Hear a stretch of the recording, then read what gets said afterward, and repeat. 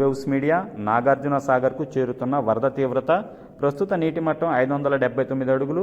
పూర్తి స్థాయి నీటి మట్టం 590 అడుగులు. ప్రస్తుత నీటి నిల్వ సామర్థ్యం 280 టీఎంసీలు. ప్రాజెక్టుకు పూర్తి విలువ సామర్థ్యం 312 టీఎంసీలు. నీటి మట్టం మరో 10 అడుగులు 32 టీఎంసీలు నీరు ప్రాజెక్టులోకి వచ్చి చేరితే నిండుకుండలాగా మారుతున్న నాగార్జున సాగర్. ఇన్ఫ్లో 1,20,000 క్యూసెక్స్లు, అవుట్ఫ్లో 10,294 క్యూసెక్స్.